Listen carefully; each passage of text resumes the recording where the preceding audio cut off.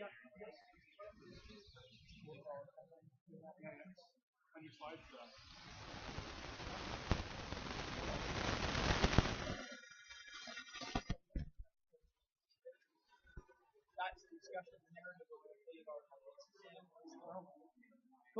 It's not uniform.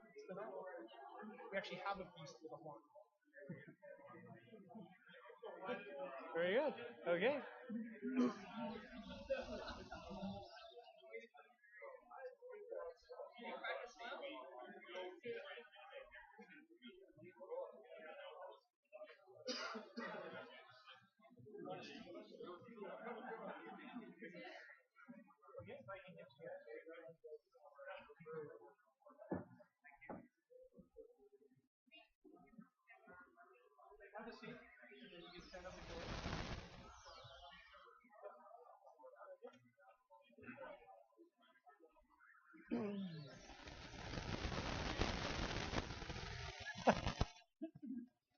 It's okay as long as you get me a refill. I'm happy with that.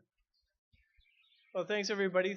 Thanks again for joining us. Our first of the new year. So happy New Year, everybody, and welcome to the Vancouver Enterprise Forum, Vancouver's premier networking event for technology entrepreneurs.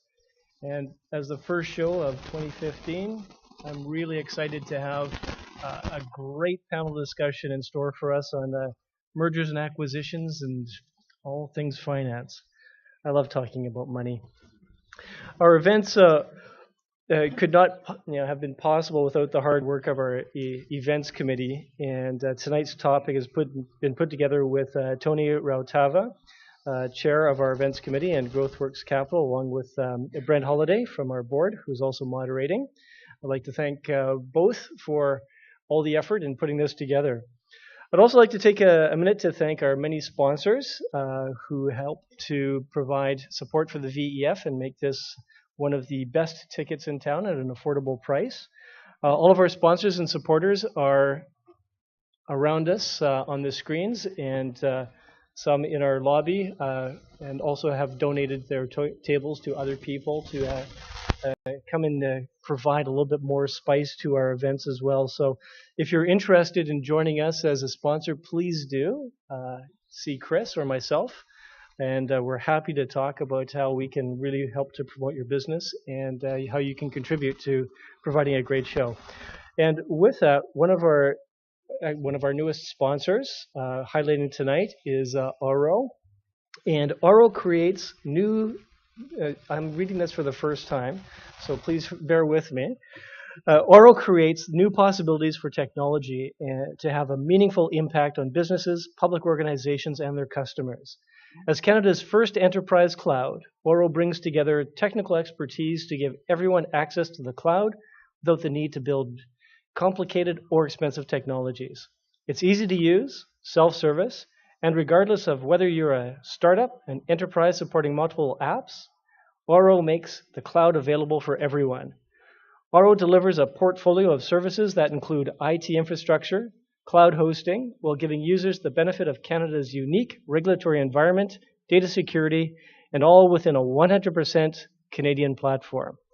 If I could ask Matt McKinney, Kings Wong, Matthew, I'm not even going to try, and Sheila Wong to stand up and just be recognized and say, here, please stand up. There we go. Okay, Matt, how do you pronounce your name? Chaika? Chaika. Matt Chaika. That's not what I have written here. Thanks very much. Please, it is a really interesting product. It's an interesting platform, and you'll hear more about it with Matt on the panel, but please do have a look at Oro. One of our other new sponsors, returning sponsor as well, Ernst & Young. E&Y's worldwide team of technology-focused assurance, tax, transaction, and advisory professionals has the deep sector knowledge and technical experience to interpret the market and help our clients seize opportunity.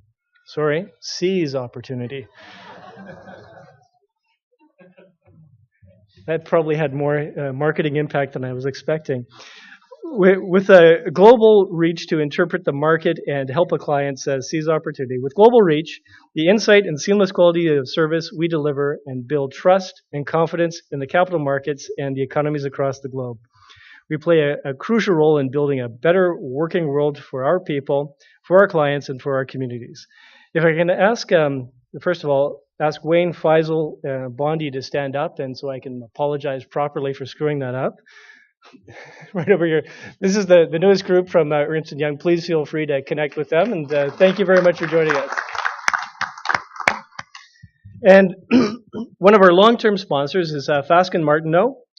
Fasken Martineau is BC's largest business law and litigation firm, with over 140 lawyers in Vancouver and another 600 plus in offices across Canada, the United States, France, and South Africa.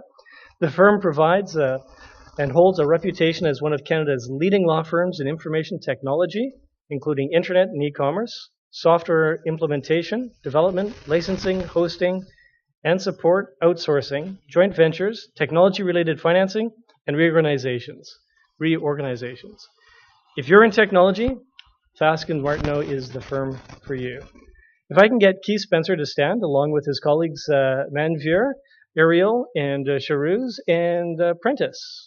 If you guys are nearby, if you can stand up. Thank you very much for joining us. And please, lawyers can be scary, but tonight they're very engaging and they're open to your questions. Please don't hesitate to connect and have a chat. Before we get going with the lightning pitches, I would like to ask Dave Thomas from our board just to make a quick announcement on the Ready to Rocket. All right. Got some slides. All right. How many of you are familiar with the Ready to Rocket lists that are published every year? So a lot of hands go up. That's great. Rocket Builders every year picks two types of companies, ones which we think are going to grow almost, I wouldn't say exponentially, but essentially double revenue in 2015, and ones to watch companies, pre-revenue companies that we think are going to be very interesting in the marketplace. So we really try to recognize ICT, clean tech, and life sciences companies. Go to the next one. Cool, thanks.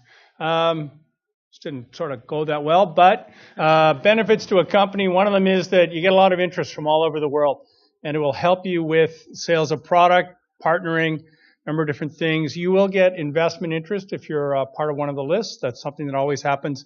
And you can't see this very well, but it helps you to recruit exceptional employees. Because Vancouver's a destination, we all like to live here, and if you're a really good company, obviously they might contact you about maybe working for you. Final thing right now is we are looking for companies. You can nominate yourself. There's a link. If you want further details, you can talk or go look at the readytorocket.com web address, or you can talk to any one of the sponsors we have here because they're all part of the process of helping us find and publicize some of the best companies in the province. Thank you very much. Thanks, Tim. Thank you. And I'd like to hand over to Brian Buggy, who will moderate the lightning pitches for us. Brian, thank you. Hi, everyone. Happy belated New Year. Just before I get started, just a couple of announcements from the VEC. Just wanted to let you know about a few things that we're involved with. We're sponsoring, supporting, or leading, helping get organized.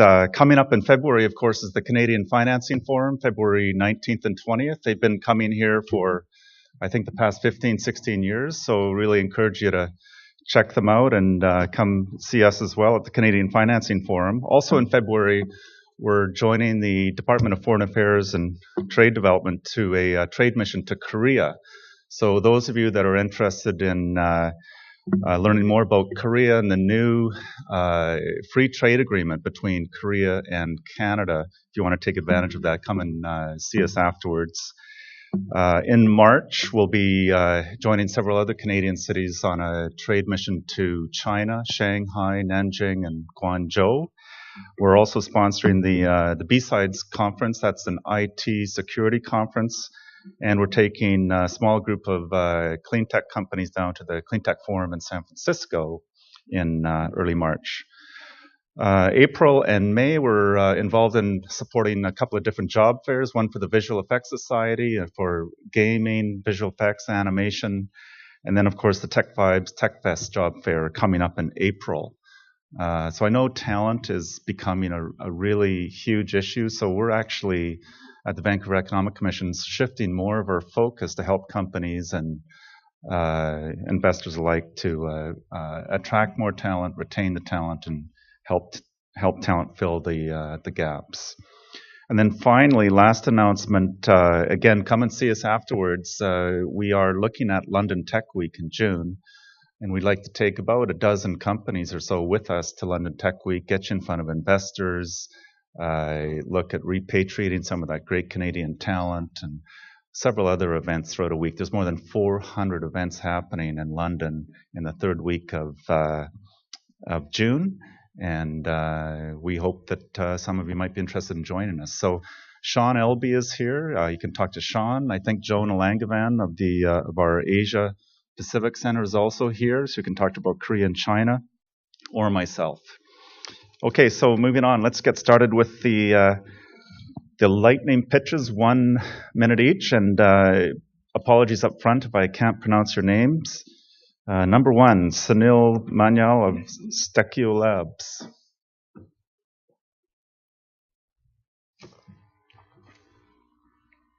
I don't have a control, right? Yeah. Socrates would not be pleased. He thrived on new approaches to learning, and the education industry has remained the same since his time. We started with a simple idea to remove binders in executive education. We contacted prominent organizations like MIT, Harvard, and Columbia. And what we learned through customer discovery was that learning management software was not solving the learner engagement problems that they faced. There is a need for Stekio, and that is why we built it. Stekio is a learning engagement platform. It's an iPad app and admin tool that allows connections and communication between organizations and their learners. Learner success rates escalate through the collaboration provided by Stekio. What organizations also love is that Stekio saves them time, can be custom branded, and allows them to promote courses to their learners through their network far into the future. Leeds School of Business is up and running on Stekio. Columbia, California State, and Paul Mirage are just a few institutions evaluating it. We're a small yet determined team of seasoned technology entrepreneurs. We've done our homework, we know there's a market, and we've proven it. We're seeking investors who can be part of our vision to make Stekio the learning engagement platform of choice. Thank you. Thanks, Sunil. Sunil Manyal of Stekio Labs. Next up is Tia Nicola of Wealth Bar.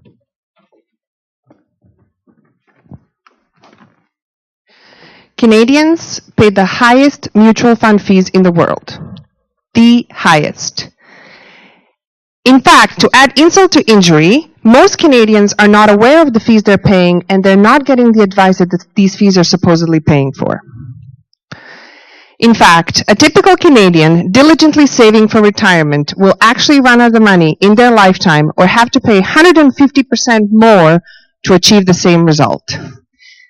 There's $1 trillion invested in this fashion in Canada at an average fee of 2.5%, with no advice and no transparency. Wealth Bar solves that problem. We provide people with a portfolio of low-cost ETFs that are broadly diversified and automatically rebalanced. We provide comprehensive financial planning that combine convenience with a real flesh and blood advisor that's available for you to ask any questions you may have. We're transparent, so you know exactly how much money you're paying us at any time, and we're independent and we don't take commissions from any products we sell. And the best part, we're the third of the price of the expensive mutual funds. In addition to saving Canadians from expensive mutual funds, we offer educational seminars in companies based on personal finance and investment, and there's a free complimentary financial planning for anybody who signs up right now. We're looking for advisors, we're looking for strategic partnerships, and we're announcing a Series A probably in the spring. If you have any more questions, please talk to me after the event. Thanks. Thanks, Tia. That's Tia Nicol of WealthBar, and next is Greg Marlin, Marketing.ai. Hi, I'm Greg Marlin, founder and CEO of Marketing.ai. We're a leading content marketing software vendor. So you've probably seen this slide. It's a lot of marketing tech vendors, and we think it's no coincidence that content marketing is in the center of that, because you actually need to produce content to be successful on all those other platforms. So content marketers, or marketers in general, are realizing they need to produce a lot of content to be successful in marketing automation and social media. But that's actually pretty hard to do, because it means corralling strategies, tactics, teams across time zones.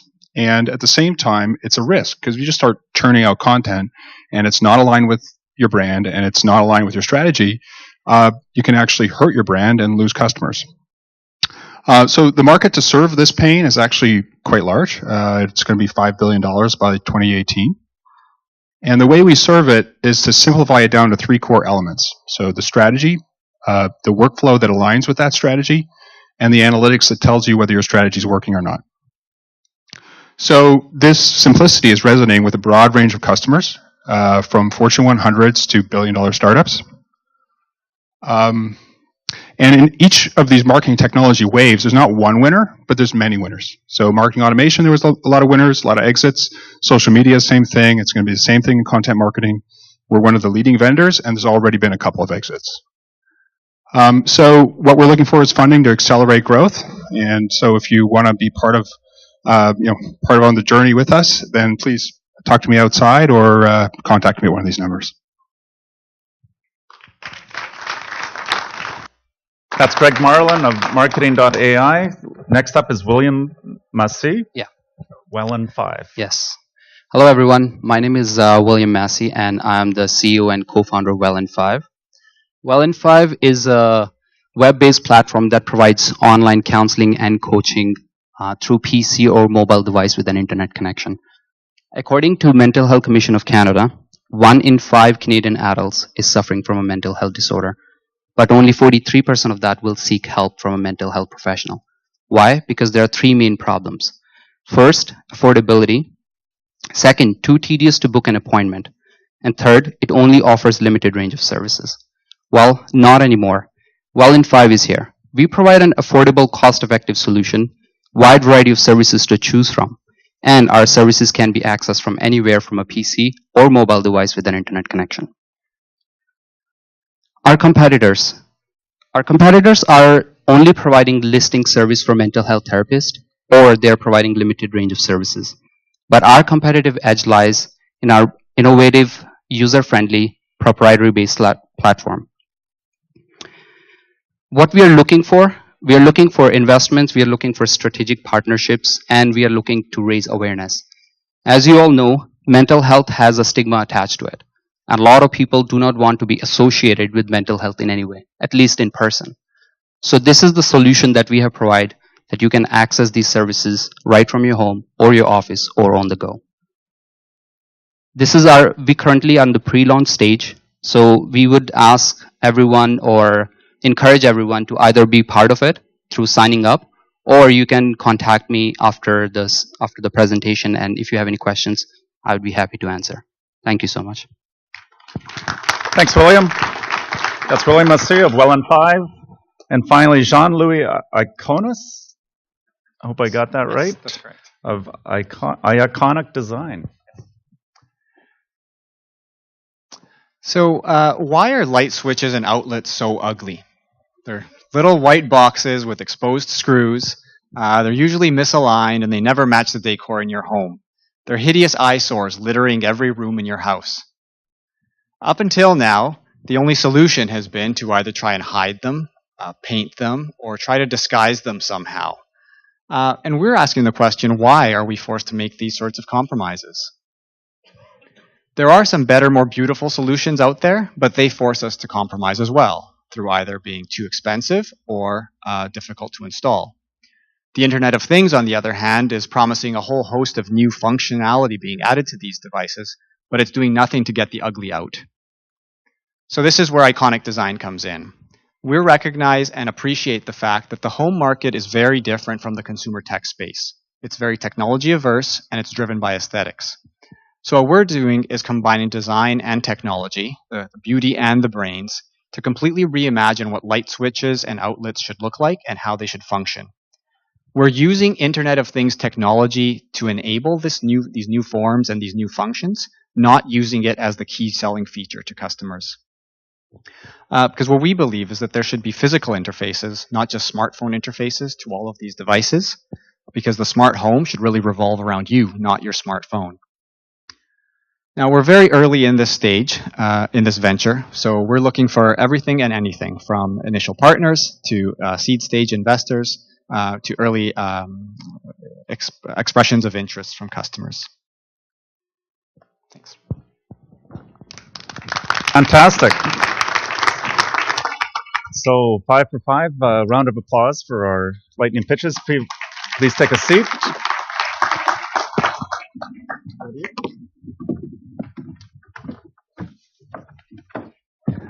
So just one quick point of clarification. Brian, you had mentioned free trip to London for a lucky venture willing to come in. That's a pretty good deal.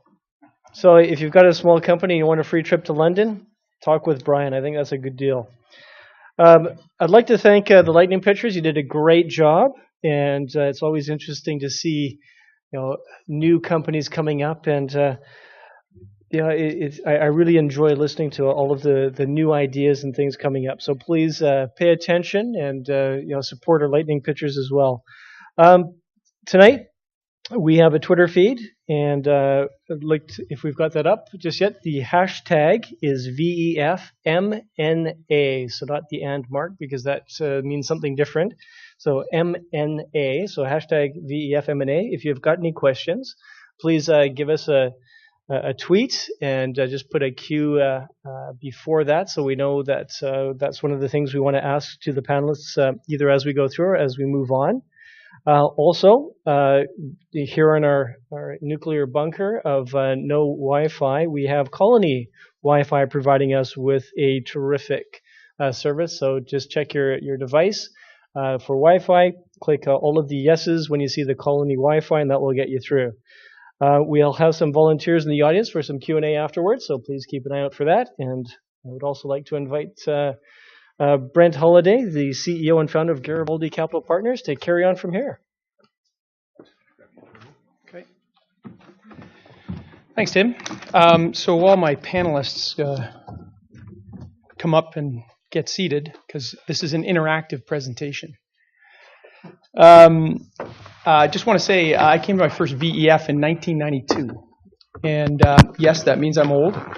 And it also means that I have seen an incredible growth in the capabilities, the talent, the ideas, and the execution of companies. And I asked Tim, when did they start the lightning pitch format? Because I guess it originally was a bit of a pitch fest. 25 years. Yeah, but even just in the last 10 years, the quality of the lightning pitches, the stories, and what they're bringing to us here is amazing. And it's been a great path. You gave me this, yes. Okay, so what I'd like to do is run through a few slides, and in the middle of this, I'm going to have the panelists be able to introduce themselves.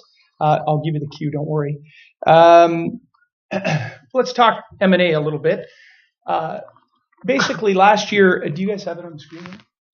On the left one, not the right. It's not on the right screen. If you could get it on the right screen as well, so these guys can see. Thanks. Yeah. Give it the Fonzie kick. This year, there were 58 announced M&A transactions in BC, just in the past year, sorry.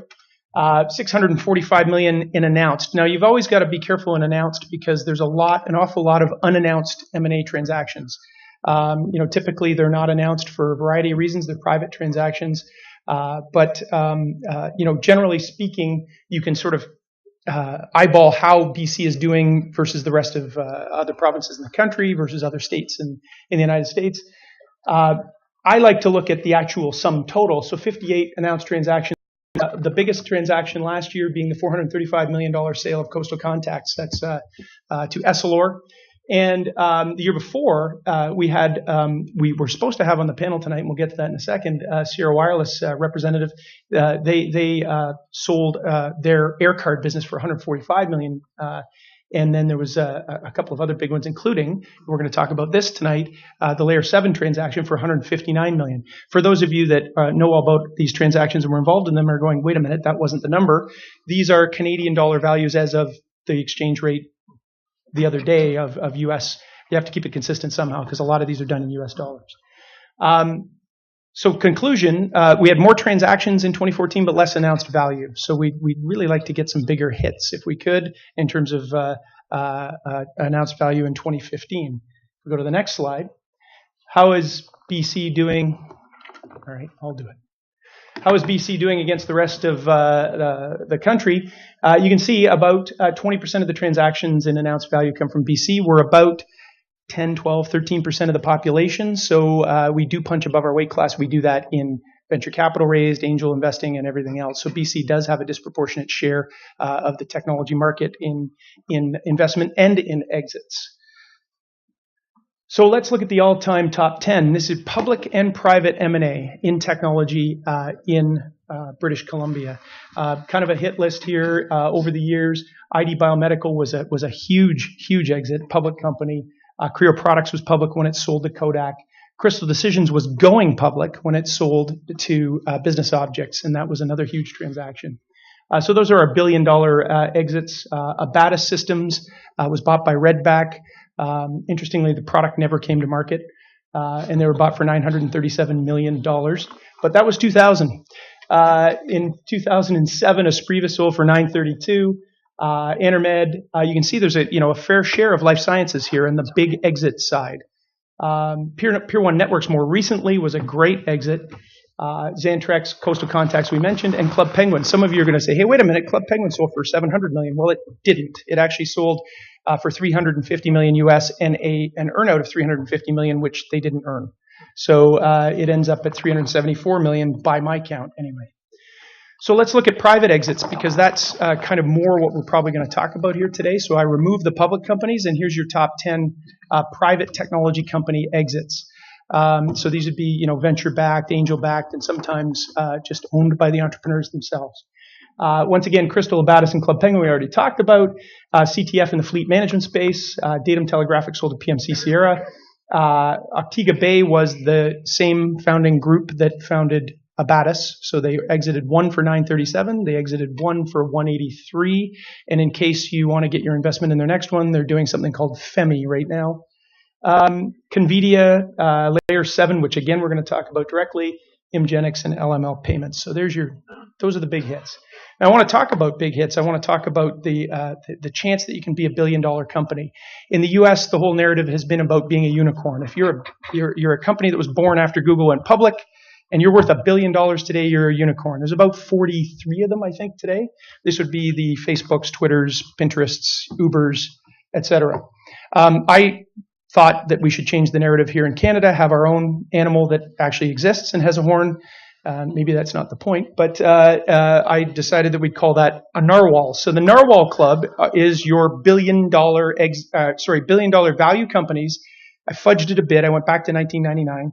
1999 and on, which means that if you were born in 1999 or later, you survived the downturn or you were born after it. So I figure that counts. And you're worth $1 billion Canadian. So we're about 830 million US at the moment.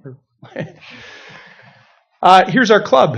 These are our narwhals. Avigilon, which you're probably aware of in the public market, Hootsuite, Shopify, and Slack. Now what's interesting here, you're probably already noting that 3 of the 4 of these are here in Vancouver. Now we're taking Slack because Stuart lives here, and a few other of his employees. So we're claiming him. I know Aileen is also going to claim him for the Unicorn Club, so he'll be a unique character where he's both narwhal and unicorn. Shopify is about to go public. They haven't filed yet, but they are going to go public on the New York Stock Exchange with a co-listing on the Toronto Stock Exchange, and it should be a very interesting bellwether this year. Some companies that 2 of our panelists would are involved with a company called Elastic Path locally, and Shopify will be a good bellwether for that. So this is the interactive part. Tonight's panelists. Good, we removed Jason. So we were going to have, thanks, Christine. We were going to have a panelist, Jason Krause from Sierra Wireless. I apologize, but he could not make it. So we have 4 panelists, and what I'm going to do, you can read that. I'd like you to, in order, panelists, you're conveniently sitting in order, isn't that nice? Just give the audience a little bit about yourselves, your background, and how you got here. Okay, so my name is Steve Munford. I guess I'm a bit of a Vancouver tech boomerang. I was here until 2003. Can you hear me? I don't think your mic is turned on. Oh. It's a technology crowd, and we're not really good with the technology. That's right. I didn't want to hear. Is that okay now? There you go. Yeah, okay. So I guess I'm a bit of a Vancouver tech boomerang. I was here until 2003 when we sold ActiveState to a company called Sophos. And shortly thereafter, I went over to the UK where Sophos was headquarters and ended up running the combined company for up until 2012, including its sale to Apex Partners, which was actually in today's valuation, it could be $1 billion transaction. I think it is $1 billion transaction. Anyways, it's somewhere in there. And then came back here in last year and still chairman of the company, but involved with another number of other companies, both here locally, so private companies, and as well as a public company in the U.S. and a few other private companies in the U.S. Thanks. Hamed? Hi, I'm Hamed Shabazi. I am chairman and CEO of TO Networks, which I started, when I was 22.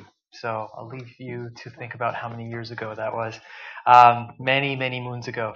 And with TO, we've engaged in a number of different M&A adventures, most of which have been very positive and have helped transform the business, especially in the last couple of years. I sit on other boards, and I've made a number of personal investments and have found myself on both sides of the process in M&A, and I have a lot of respect for the transformative power of M&A, either from a wealth creation perspective or from a quantum leaping of a corporation's mandate perspective. So, excited about tonight's conversation. Hi, my name is Keith Spencer, and I'm a partner in the technology practice group at Fasken Martineau. And I'm here sort of under false pretenses in a way, and I'm not really an M&A lawyer, but I happen to be a corporate lawyer who gets involved with lots of early stage technology companies.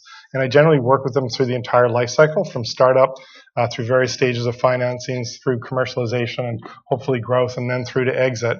And as a result of that, I get a kind of a ringside seat at the whole evolution of a technology company and right through to the exit when it gets pretty interesting. I also get the opportunity to sit on boards of these companies. So I was the chair of Dioptive when it was sold to JDSU. And I was actually on the board of Layer 7 as the founder rep when it was sold to CA. So you get a completely different perspective than you might normally get as just an ordinary M&A lawyer. So, well, that's anyways. Too bad. Too bad. I mean, we're spend 15 minutes on reps and warranties. I guess we'll right. But anyways, some of the most recent ones, and probably the most surprising one to me was just recently. I was working with a company called Retzly, and I'm sure none of you have ever heard of it, but it was sold to Zillow last spring.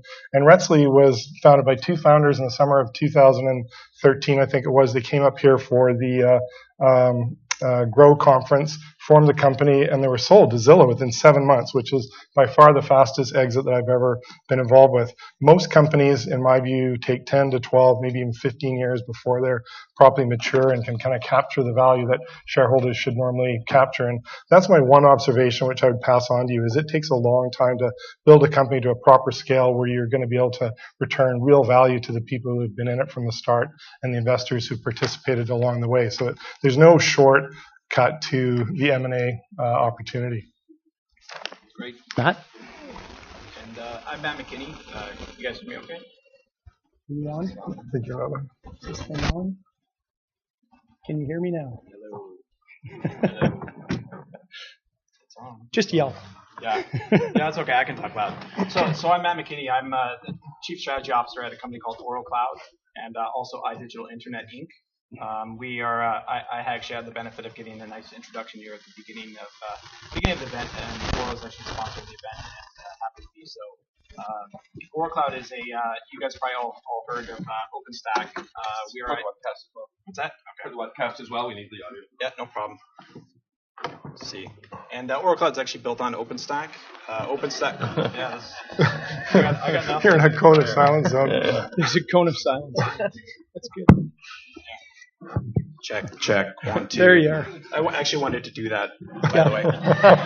And now it's karaoke night. Nobody want to know. I actually wanted to test it earlier. Kind of Spinal Tap like. Anyway, so OracleCloud is actually it's a new public cloud computing platform. We're actually building across Canada. If anybody in here has actually used AWS, which I'm guessing that there's actually a lot of folks who have, you all probably know that in Canada there really is no similar service or capability.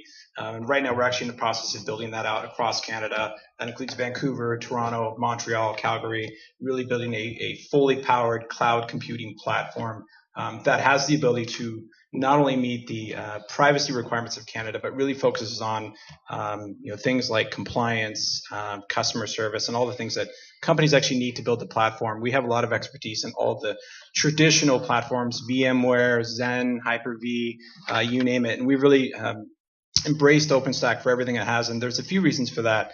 One of them being is that we've really taken to OpenStack because we're working to bring technology back into Canada. As many of you actually know, like I said, a lot of you use AWS.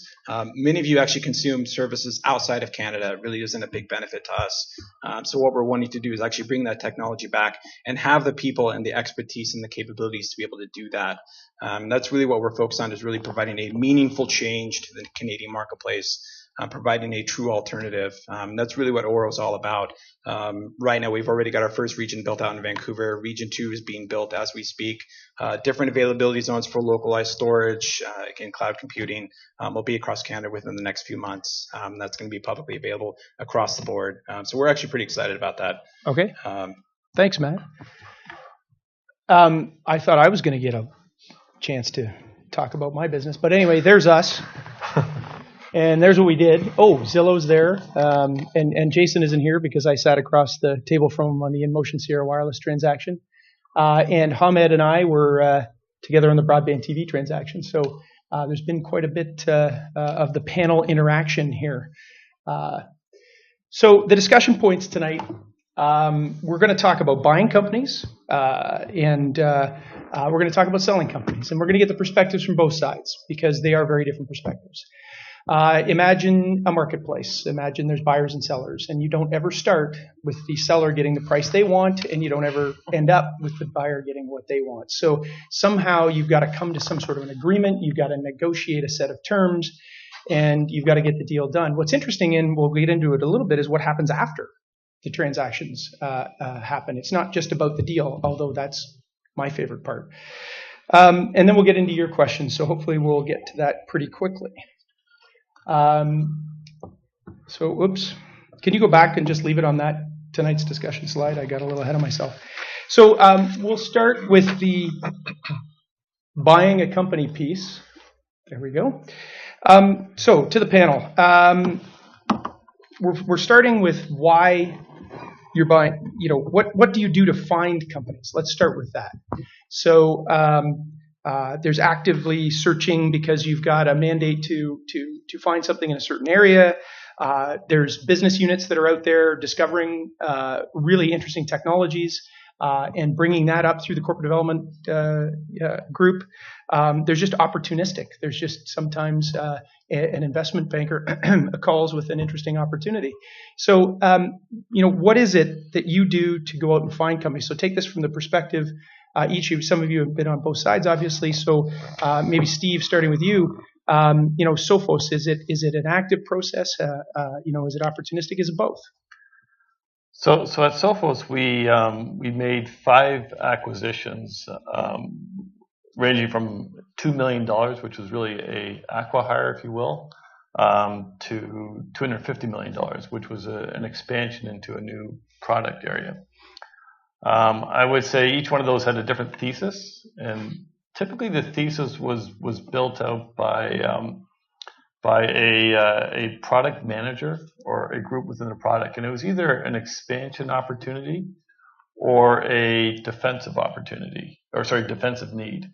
So some cases we wanted to move into a new area of business. So we're in traditional security, we wanted to move to network security, and that was an expansion area. The other times we've had competitors like Symantec and McAfee that we compete against move into an area or add features and functionality that we're getting blocked out of deals because we didn't have. So mobile data protection was one area like that. So it was always a thesis. It was either generally expansion or defensive. And the one exception was this small acquisition we did, which was opportunistic, and it was a company with a lot of great people that was in financial troubles in Hungary, and we were able to pick up the asset for not much and get access to a low-cost development site. So it was so much financially driven and opportunistic, but it wasn't large dollars.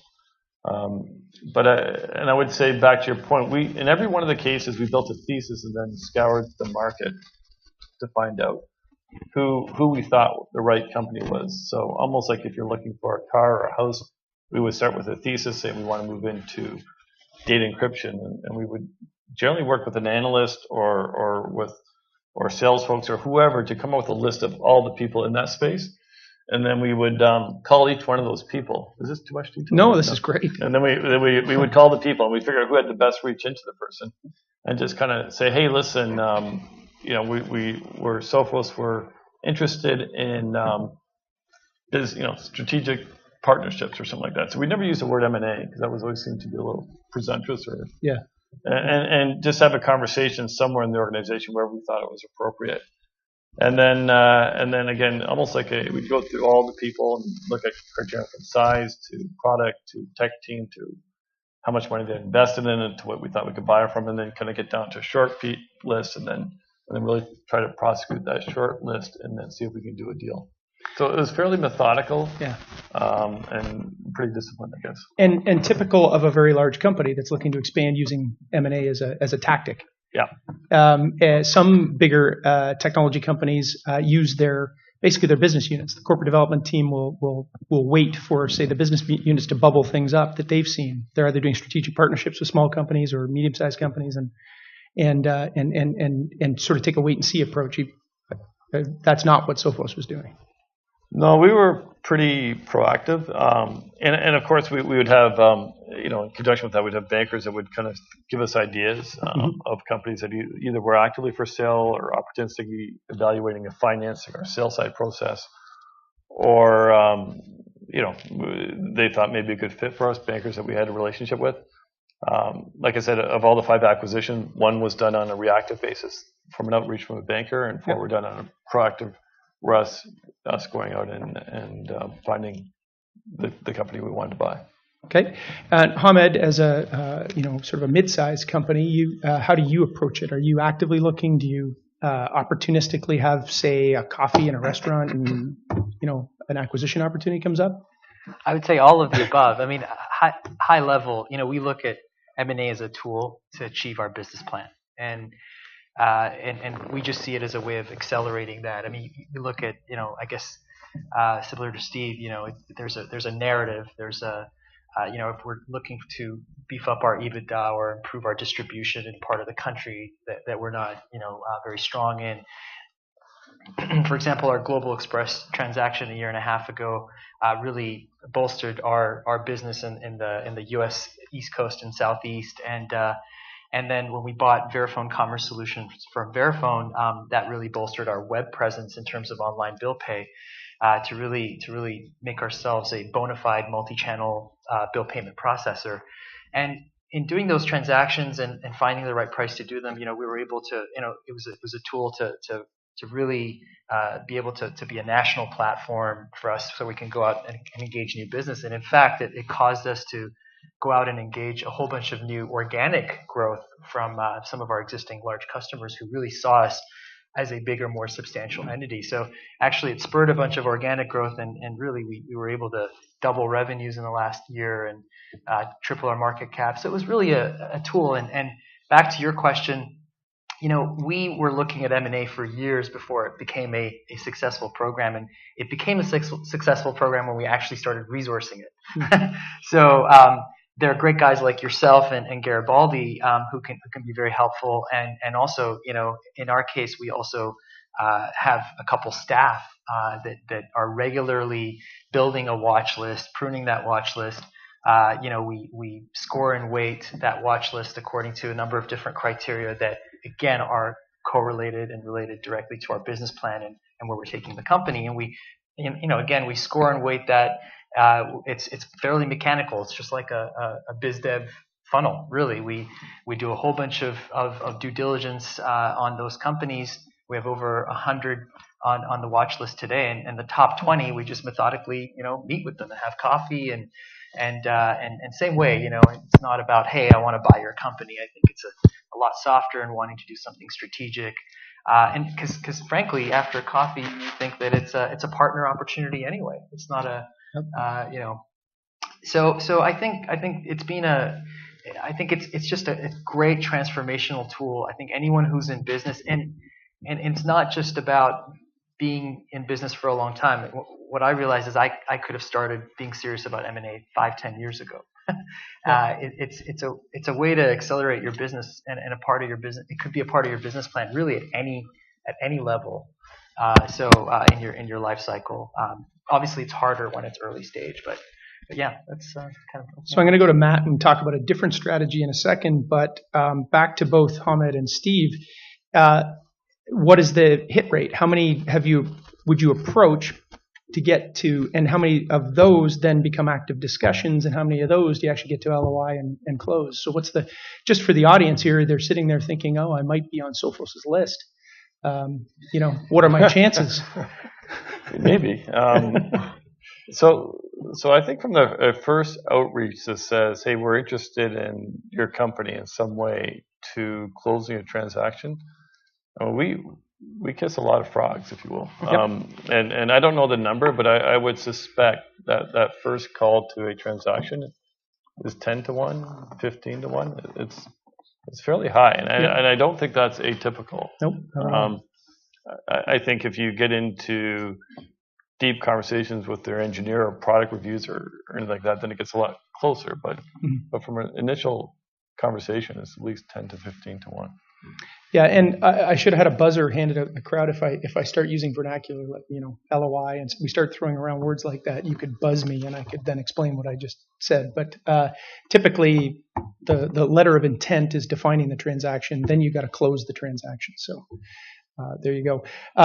Matt has a different strategy, which is Oro is based on basically acquiring companies. I mean, it's a roll up is what I call it, which is you're looking actively for technology. You're looking actively for companies that you can roll up across Canada that you can then plug into your thesis. Now, you're taking it from a strategic company perspective.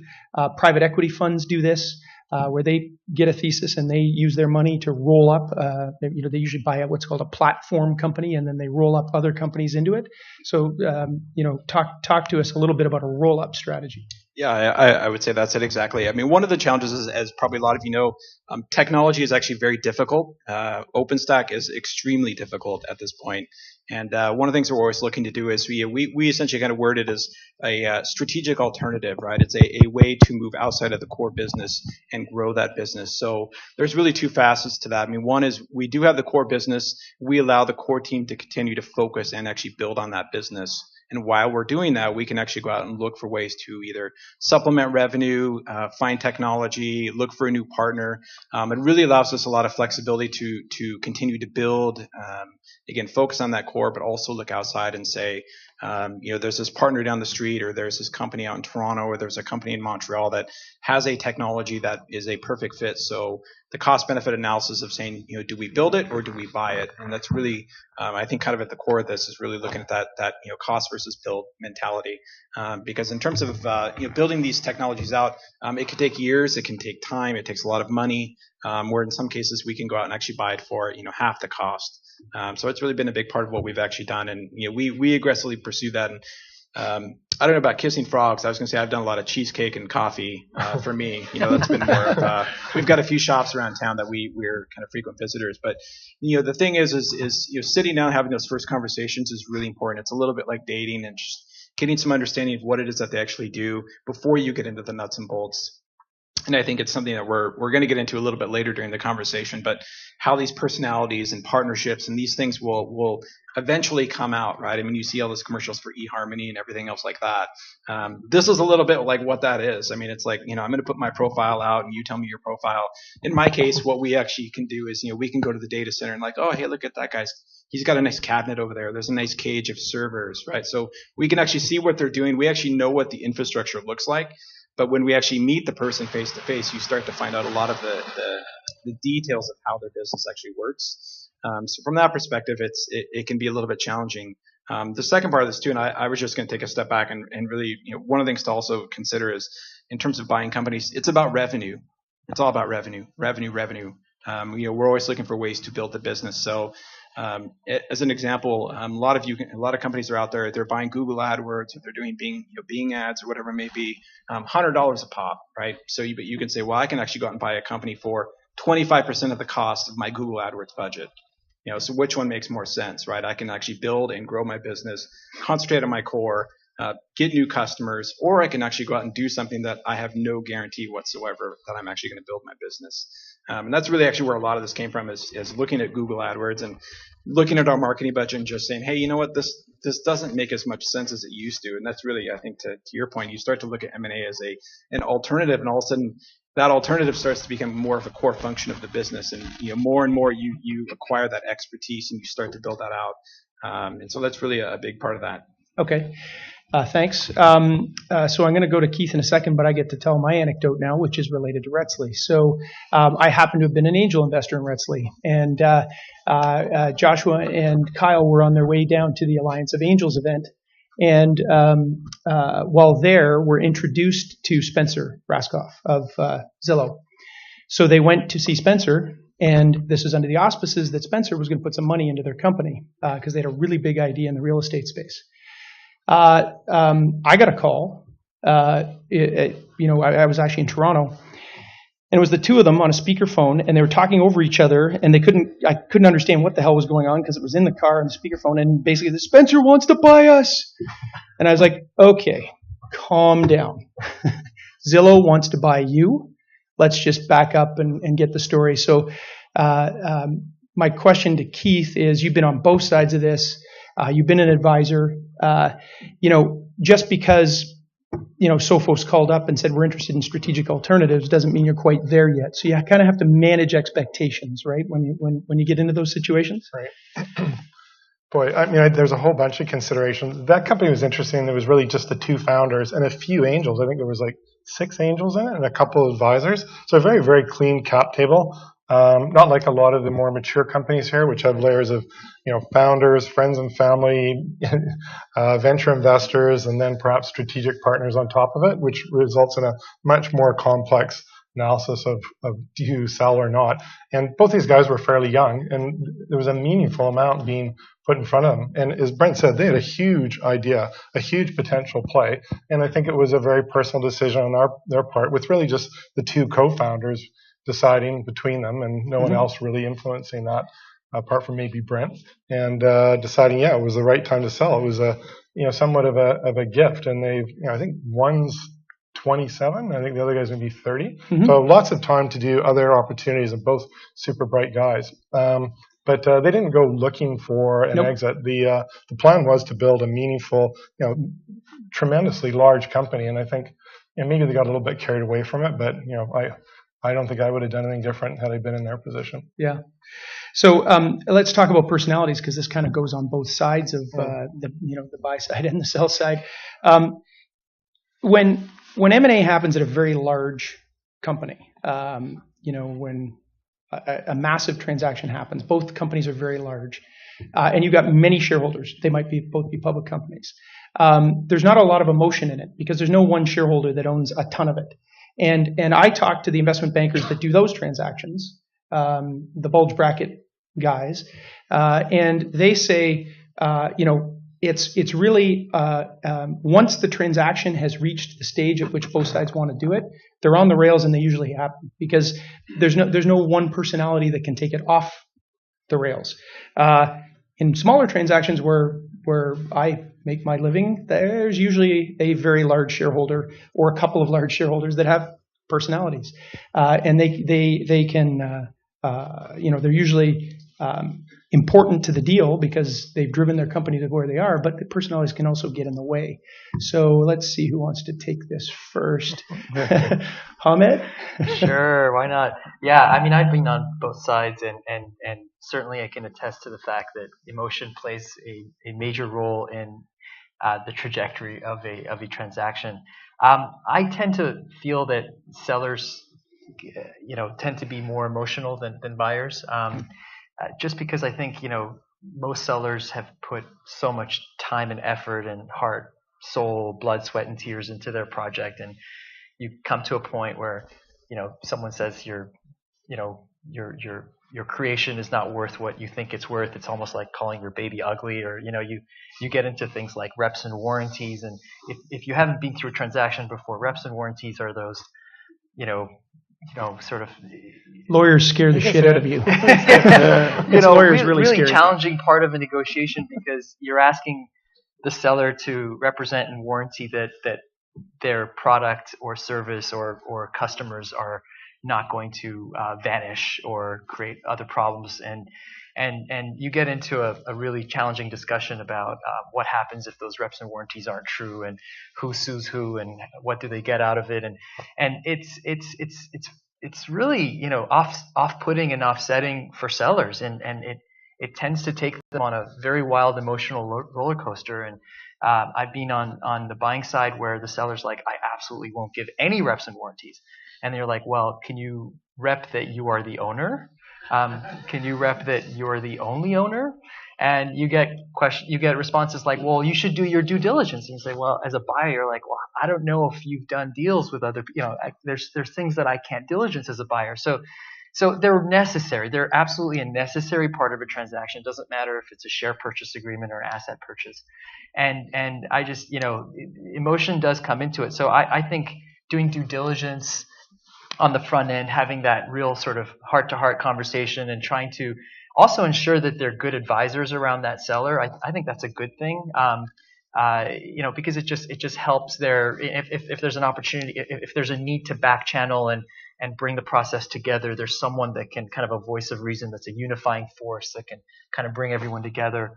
So I tend to look for transactions where there's someone that can help if something goes wrong. So. And I think Steve needs to take this one on too, because there was definitely a personality involved in the active state, and just in terms of how that played out in the transaction. At times I'm sure it was helpful, and times I don't think it was very helpful. But how does that all play out when you got a big personality?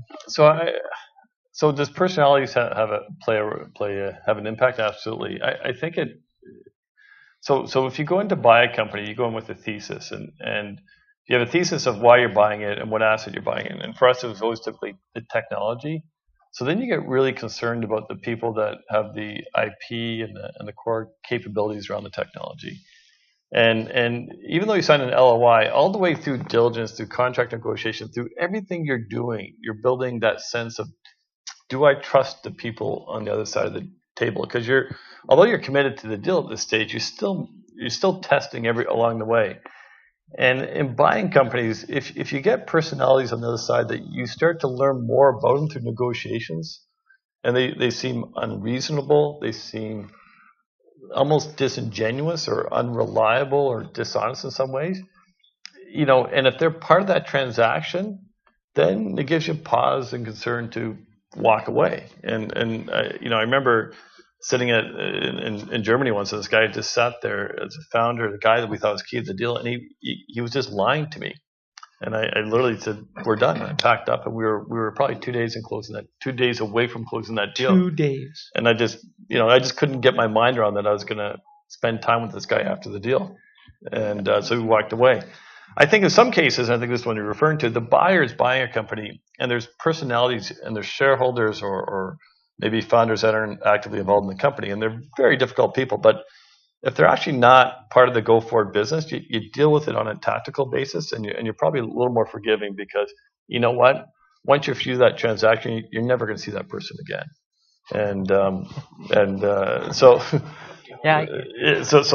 sometimes the personalities could if you have an investor with control or a VC with control, they can potentially blow up a deal. Mm-hmm. But as a buyer or as a seller, you tend to work through that because they're not going to be part of the transaction going forward. I would agree with Steve. There's no amount of legal ease or documenting that can get over this issue of breach of trust. I mean, if you fundamentally believe that the other side is not being straight with you, I mean, there's no lawyer that can write a perfect document that protects you. You really feel exposed, and that's where transactions fall apart.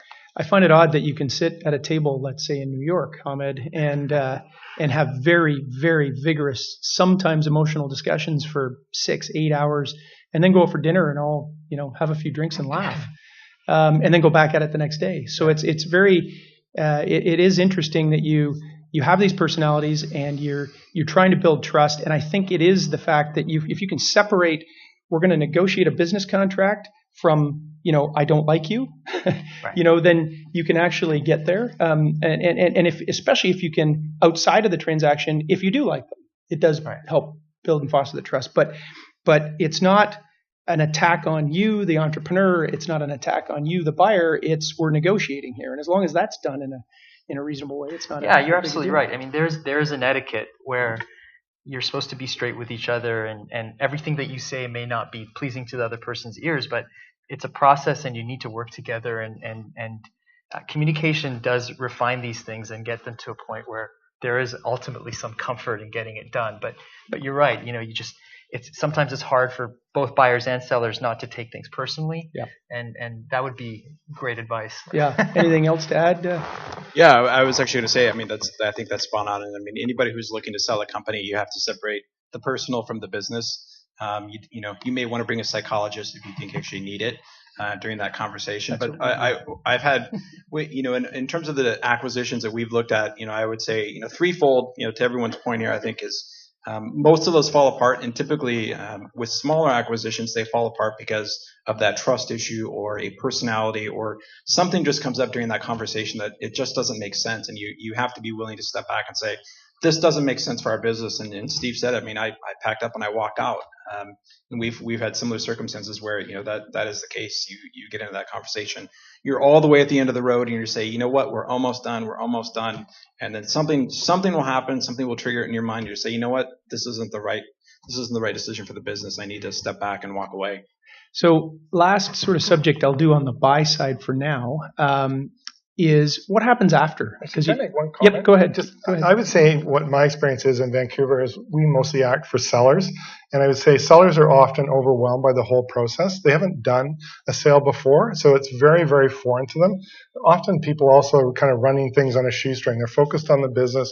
They're not really paying as much attention to the financial statements or the legal paperwork. And all that stuff which sits in the background and should be done, it all of a sudden comes to the forefront of the importance of the deal. It can be one of the key parts of any deal is you get your paperwork in order or your financial statements audited versus notice to reader that you've been surviving on. And you come to the whole process kind of unprepared.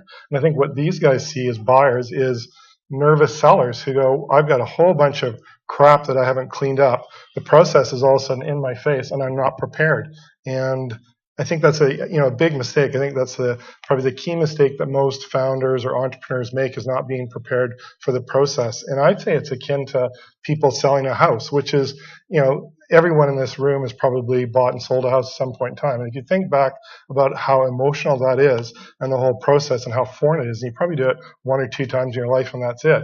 And I would make that analogy to the whole process of buying and selling a business as a founder and how emotionally charged it can get, which is why you get some crazy behavior sometimes on the part of sellers. And if you see through it, the seller's point of view, you can kind of get an understanding of where it's coming from. It's really a good point, a key, and that is a great point. We're going to talk a little bit more about being ready, but the entrepreneur is being bought by a big company and doesn't want them to know that there's stuff that isn't happening correctly behind them. So they put on this, this face, everything's good. And I think from the buyer's perspective, they don't understand that the buyer understands that there's likely to be a lot of stuff that isn't in order yet, or there's a little bit of sympathy, I think, from the buyer in a lot of cases. Steve, would you say that they don't need to? The last thing you want them to do is, because they want a bravado that I've got this, everything's good, that they're actually not giving you the right information, or they're Yeah, I think it depends on the size of the company. Yeah. And your level of expectation scales by the size of the company, the geography where that company is. But the point I think you're making is just absolute truth and honesty through the process. And of course, you're going to make your baby look the best it can during the process. But there's an element of truth and being upfront about it. Just saying, hey, listen, these 5 contracts we signed the first year were in existence. They're kind of ugly with IP reps and warranties. So there's no issue there, but just when you look at them, they're going to be ugly. We got our stuff together at this point of our existence, and everything's good from now on in. As a buyer, you get it, right? Yeah. But you can ring fence and circle that. But just honesty through the process goes a long way. So, you want to go ahead? I was just going to ask a question for these guys too. And sure. I'm just curious, coming in as a larger entity, buying a smaller entity, do you guys find that oftentimes affects the discussions? I know in our case, we come into a discussion and a company will find out, oh, you guys are so-and-so. Oh, okay, well, you can afford a little extra some, for me in that discussion. And I'm just curious, whether you run into that, even though you go into the discussion, it's a business discussion, right? But somehow that eventually will find its way out.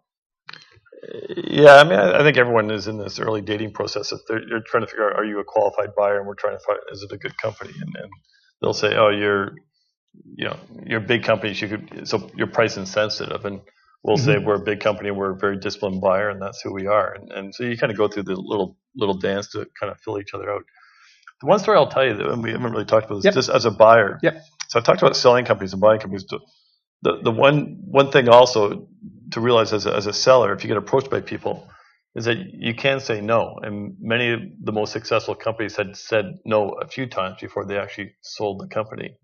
And I won about 2 or 3 years ago this company that I really liked, and I was trying to buy, and I went there, and I was just so impressed with the team and the founder.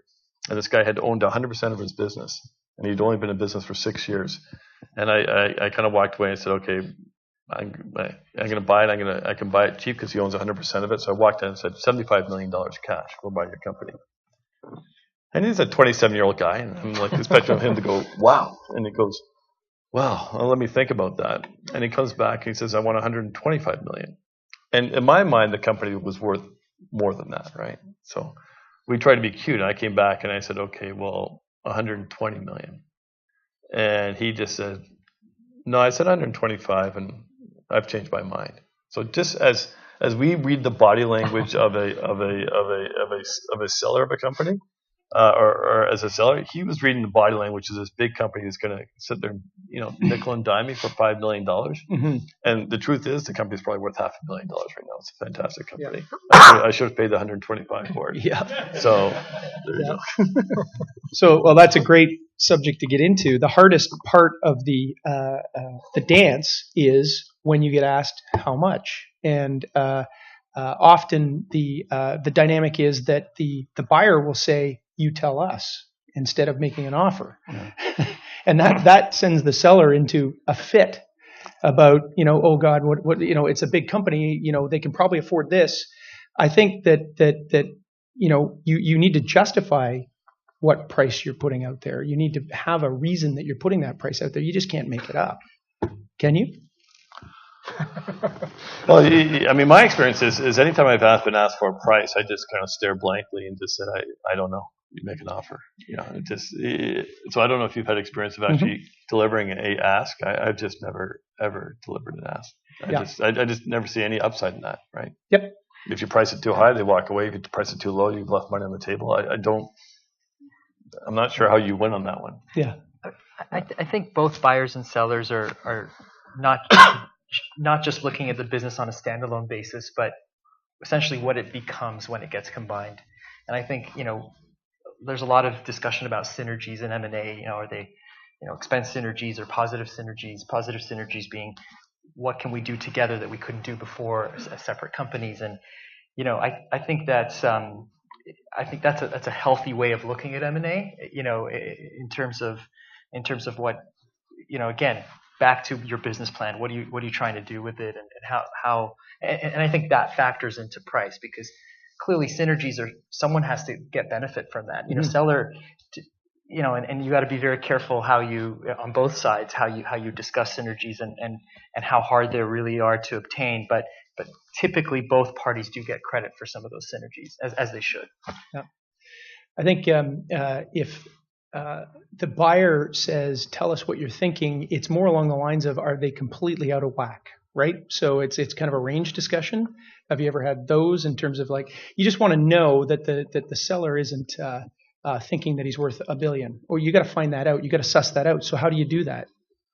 So we would normally go into they said, "Listen, could you afford to buy us?" And I said, "Well, you may be unreasonable. We can afford to pay a reasonable price." And they say, "What's a reasonable price?" And we say, "Well, listen, we've done transactions where we've paid, up to 5 or 6 times revenue. We've done transactions based on EBITDA, which is, up to 8, 11. We're not going to pay 10 times revenue. We're not going to pay 30 times EBITDA. And, we need to learn more about you before we can set our price." But you start to put a framework around the expectations on their part that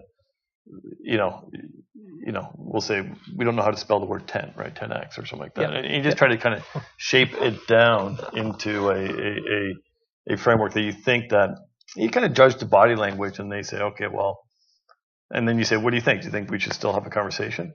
And then you go from there. Yep. But it all depends on how badly you want the asset, right? So in some ways, you just want, if you really badly want it, you're not giving a lot of guidance. You're saying you'll be unreasonable, and then you'll make your decision later. If it's kind of opportunistic, then you may put some tighter parameters on it. So I would say, if you're selling a company, the language you hear from the buyer will give you an idea of how eager they are to come talk to you. This is really good, because a lot of people in the audience, and I was one of them 20 years ago, thought if you're IBM, you pay more, right? It's just, they've got all this money, they're gonna pay something. This is a rounding error for them. Surely they'll give me this.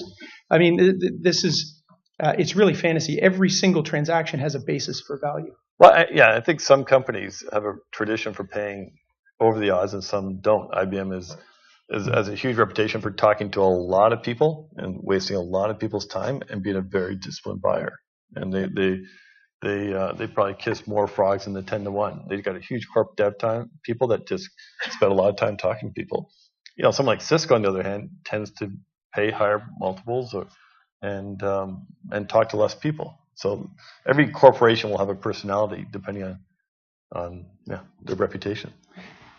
Keith, in the Layer 7 transaction, without giving away the details too much, but how did they arrive where they arrived? I mean, they turned them down at one point.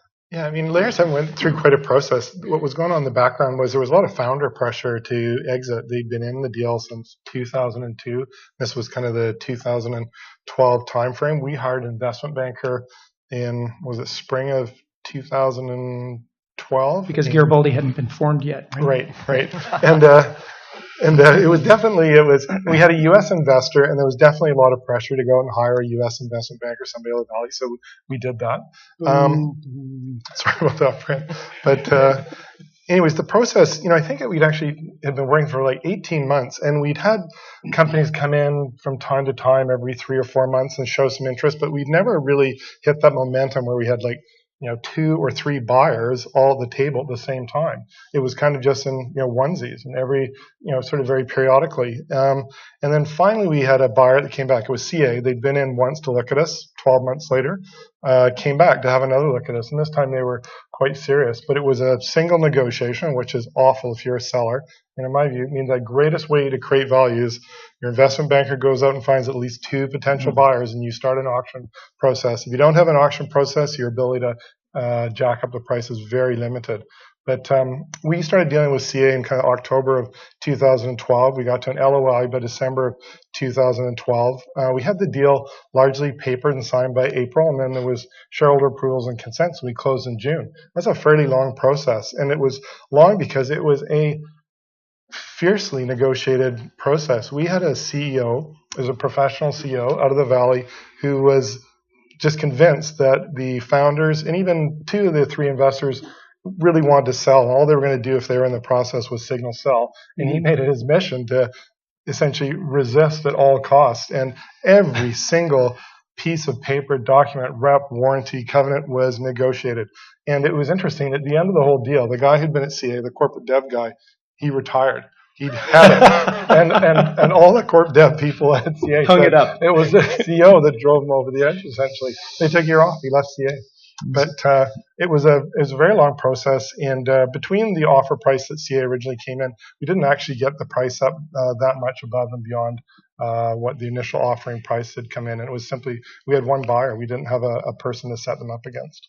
So this is sort of wraps a whole bunch of things into one, which we can comment on being ready, because being ready helps make this case better.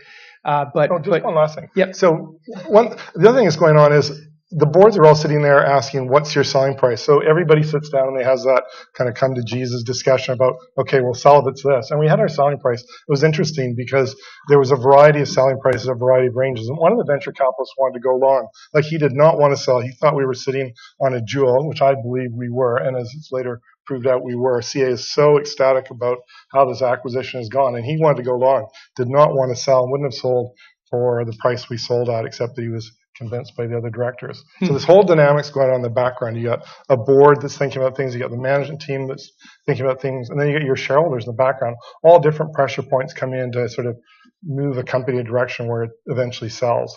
yes, and often the advisor ends up wearing the referee shirt in that situation.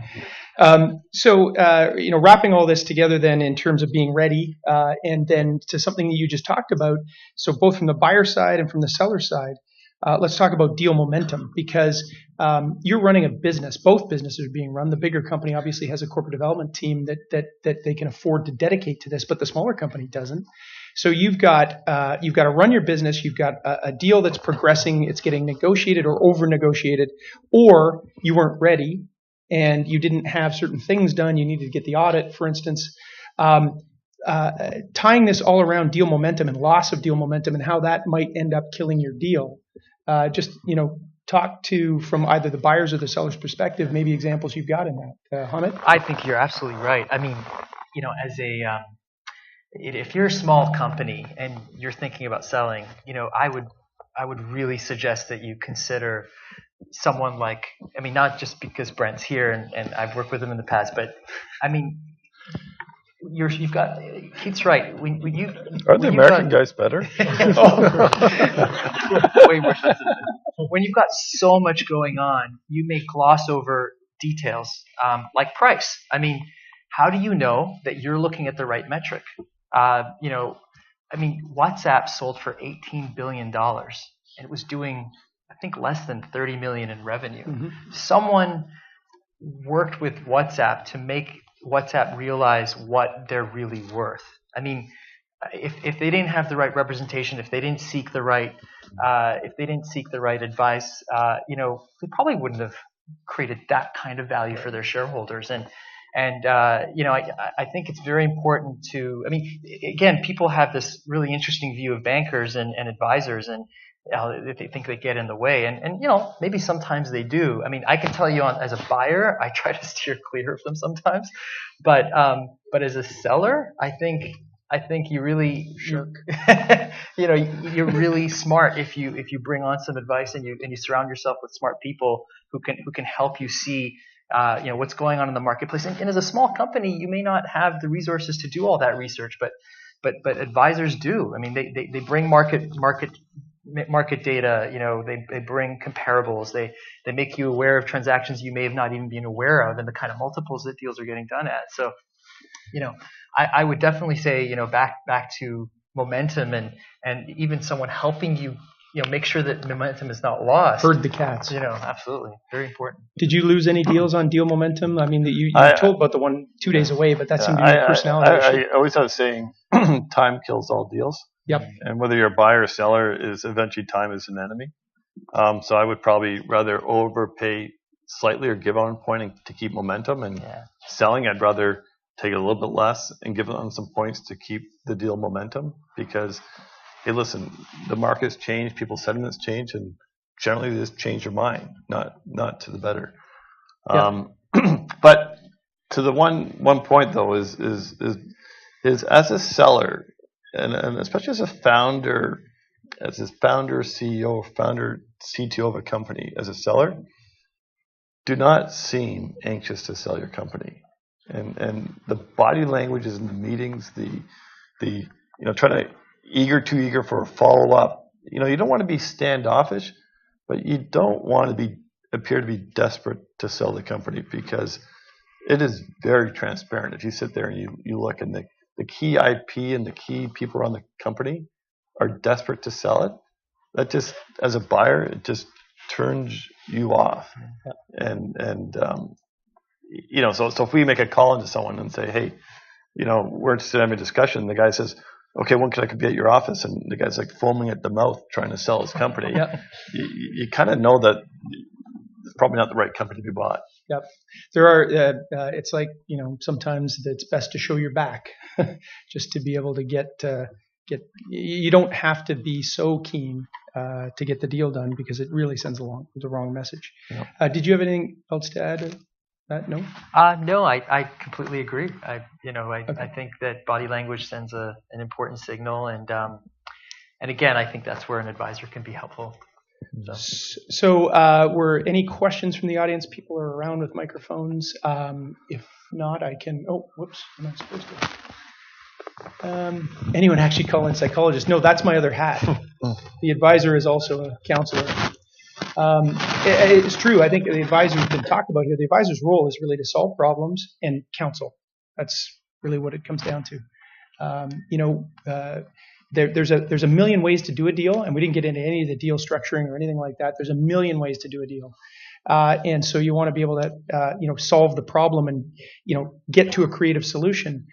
So people that have done that it's what they do all day long, can help you do that. But the other part is the counseling. It is this isn't an unusual term. I mean, the lawyers do it, the advisors do it. It's that's the counseling. That's where the psychology comes from. Anybody in the audience with a question? Okay, we must be answering everything. If not, what I'll do is go to a key point then, and we've touched on it a little bit. It's selling your company versus being bought, and the differences.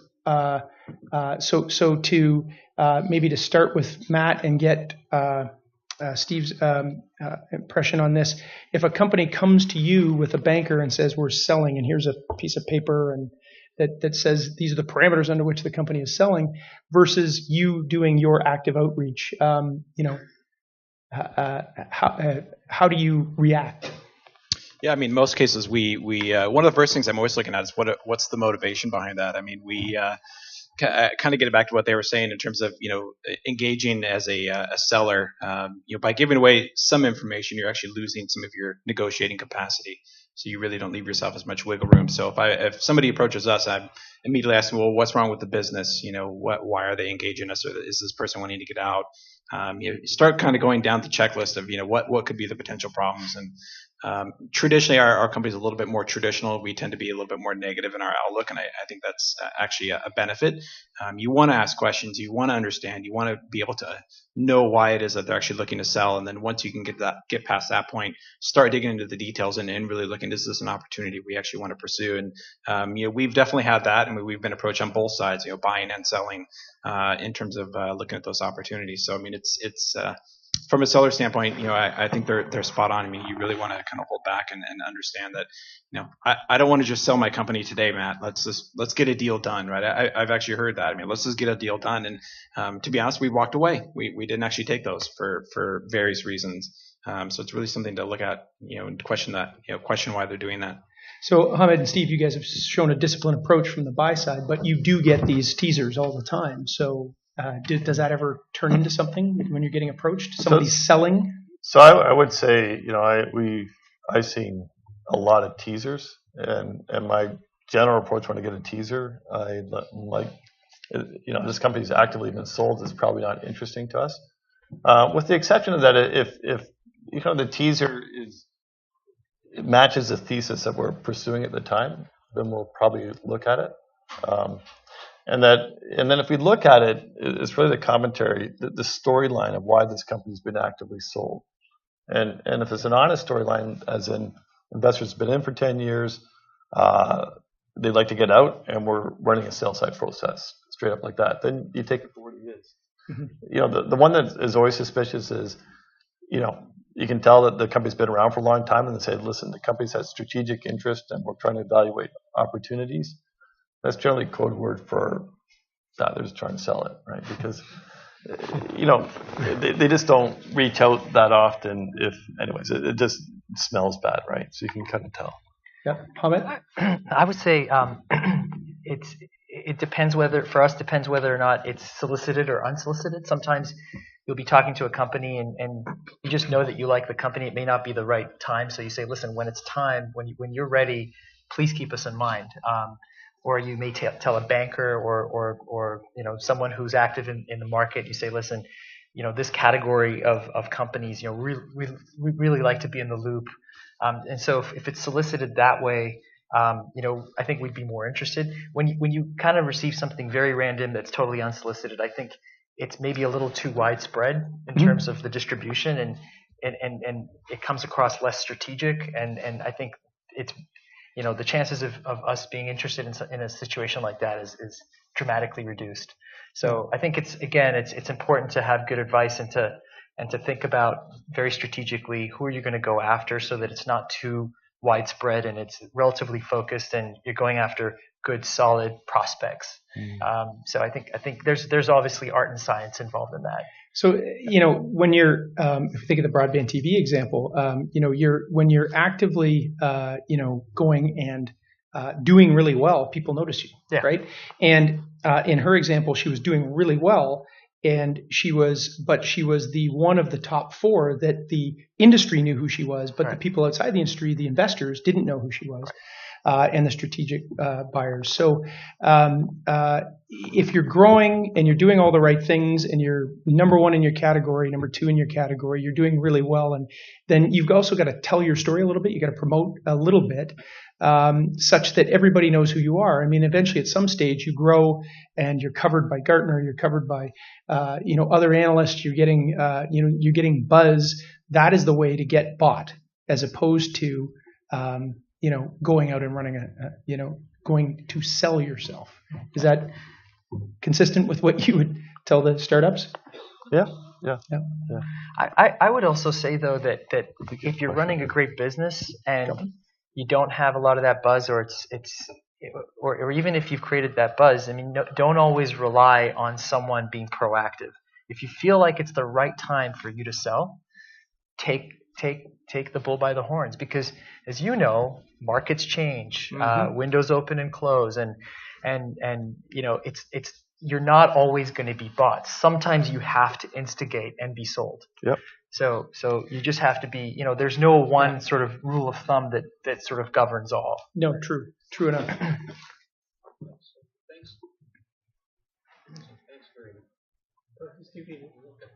Thanks very much for everyone's some really seriously valuable information for us. Serendipitous, I just came to this at a short notice, but we're at an interesting stage in the company where we're still early stage, but we're at the point where there is an investor of very high net worth that is interested in potentially buying the entire company. So I'd be interested to hear the distinction perhaps between being bought out by a large investor as opposed to being bought out by industry, and if there's any words of suggestions or advice you have about how to handle those. Typically a large investor. Oh, sorry. I'll repeat the question because you couldn't hear it at the back. Sorry. He said, I'll summarize. What's the difference between being bought by a large investor with money, a financial buyer, versus a strategic buyer? And Steve's the perfect guy to answer that. He's been bought by both. Yeah. So I would say, in general, an investor buyer is a more disciplined buyer, and they have to be, because a strategic buyer will see a lot of synergies, right? So they see synergies of selling your product into the channel. They may have to buy your technology for defensive reasons or offensive reasons or whatever. So they can, if they're buying your technology, but it's really helps there to support $1 billion opportunity or $1 billion business, they become price insensitive. If you're an investor, you could be paying for it with debt. You're going to be either investing more to build it, but you just don't have the same level of latitude of synergies to play with. You may have a thesis around it, but you're going to be much more disciplined buyer. Yeah, one thing we started with, thanks so much for the example also, thanks for that. Yeah. It's helpful. And you mentioned the example of WhatsApp, and that was very interesting to me, the WhatsApp example before, because it's a delicate thing with the valuation.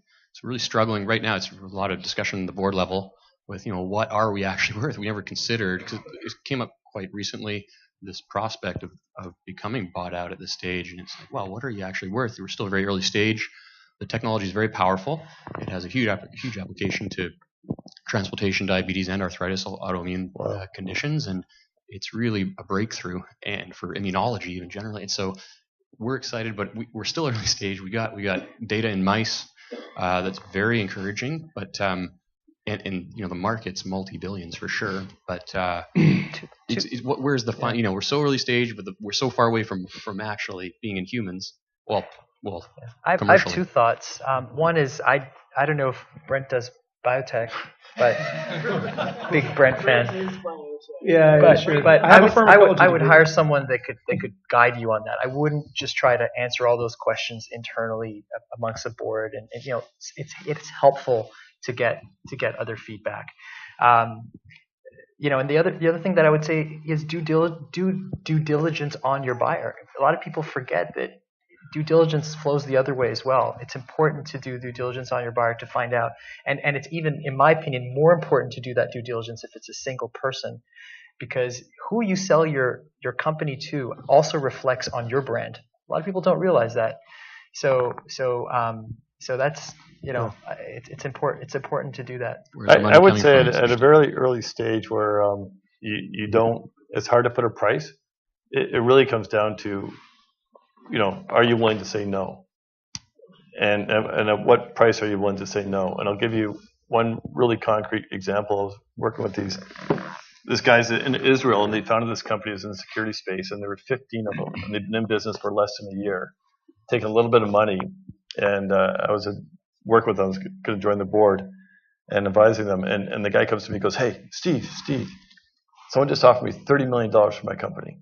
Pre-revenue, nothing, right?" And I'm like, "Wow, do you want to sell it?" He goes, "Well, do you think it's worth it?" I said, "Listen, pre-revenue company, you got great technology, you're going to do fantastic one day, but $30 million, there's no way of justifying that price."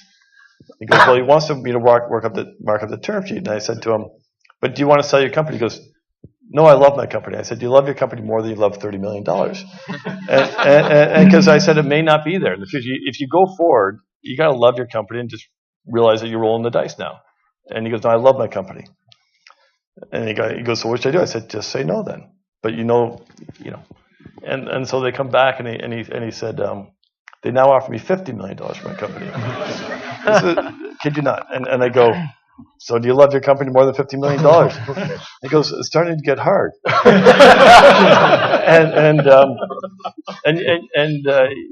and he goes, "They want me to mark up the term sheet as a big company." And he goes, "What should I do?" And I said, "Well, do you want to sell?" He goes, "Maybe." I said, "Well, saying no last time worked, so let's just see." And he said, so he goes back and I said no. And then about a week and a half later he goes, "Now they offer me $70 million. You might want to start to work with them now." Yeah. And he's selling a company. But so the point is, you could come up with any valuation metric you wanted. There was no way to substantiate this price at all. There's nowhere. But he was willing to say no because he just loved his technology and he wasn't motivated by money. But someone was willing to pay a lot more, not because it's worth it, because they needed that technology. There's no way of justifying that price put on that company. And it sounds like in your case too, the company you talked about earlier, is a young company. So these guys will take their money and go find another company. And I guarantee you, the next company they have, because they now have $30 or $40 million each in their pocket, they'll say no a lot more next time. That was very powerful. Yeah. Yeah. Well, we have to wrap it up. Was there one more question? I think we have to wrap. Just the back there, right? Oh, is there one back there? Well, the thing I'll say on valuation is that just because you see a valuation metric for a large company does not mean it applies to your $2 million a year company in revenue. So you have to make sure that valuation is. It often comes down to, in companies that are sort of less than 10 million in revenue, it comes down to, is your technology defensible? Is it a build versus buy decision? What kind of synergies are in there? You can't just take, my favorite, comment is, well, Google just bought this company for, 8x revenue. I'm worth 8x revenue. Well, you're not. They're all sort of individual situations, and you really have to think about it. Now, in the case of when you're pre-revenue and you've only got technology, it is. And think about YouTube. When it was bought by Google, everyone's like, that's ridiculous, $1.65 billion.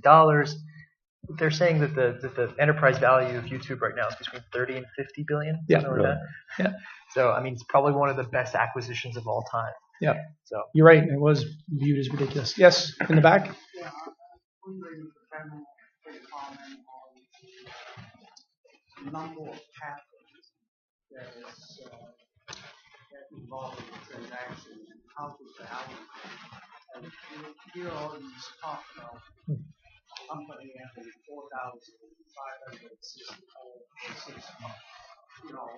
6,200 something. I mean, does those numbers mean anything? I mean, is it exaggerated? But that's what we use. So I'm wondering if someone can comment. I think you got to be very careful with patents. They're Sorry, yeah. The question was, does number of patents matter? If you have more patents, I think he's saying, if you have more patents, are you worth more?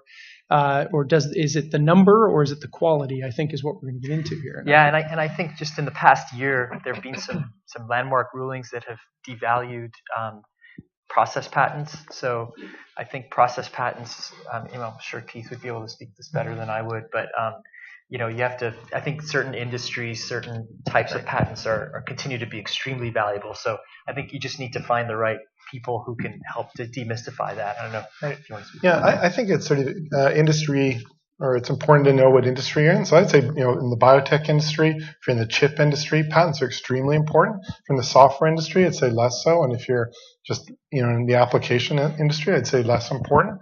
But you'd look at a company like D-Wave locally, they're sort of the first company into the whole quantum computing stage, and they've patented running water in that industry. And I think they're very well positioned as a result of that. But, I had a software company we did a financing for that closed this September. They got a $90 million pre-money valuation from a very sophisticated U.S. investor. No patents. And in fact, they were a little bit embarrassed about it because in the first due diligence call, they had a bunch of IP lawyers on it. And we thought we were going to be in this for 3 hours. And how many patents do you have? None. So I think it's particularly to the industry you're in. Mm-hmm. Yep.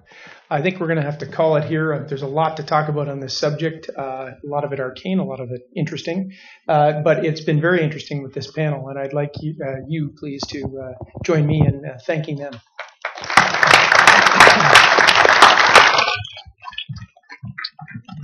And here's Tim.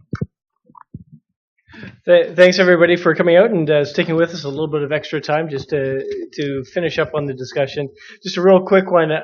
You never know what something's going to get bought for, and we're talking about patents. Now this might be pure BS or it might be true, but I understand ID Biomedical did not get bought for any of their patents, but they happen to have an injection manufacturing facility in Montreal just when GSK wanted to ship flu vaccines in Canada. So the value of their patents, but their value of what they invested in order for them to deliver their patents was what made them several $100 million. You just never know what's going to happen. So the key is it's up to you. And you got to get really good advisors. And this is a good advisor over here, and that's a terrific advisor over here. And then the other part is to get really smart board members on your board of advisors, and get the best advice you possibly can, because you never know what the real reason is. It might be they want your people, they want your customers, they want your patents, If they want your people and your customers, patents don't mean anything. Anyways, I'm going to get off my soapbox. There's a bar over here, and there's some food outside, and I would like to thank everybody for coming out, and I've got behind me a couple of reasons to come out again. Contrary to popular belief, I do not think we actually have a sampling studio available for next month's, but certainly we have a very interesting discussion coming up next month. And if you are interested to hear about what's going on, or if you know of somebody who would be a great speaker for us, please let us know. But next month, we're going to be talking about Mary Jane.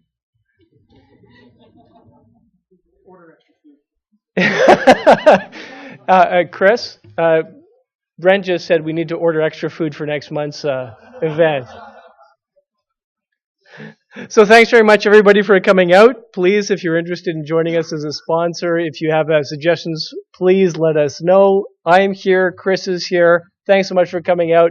Have a drink. Have some food. See you again.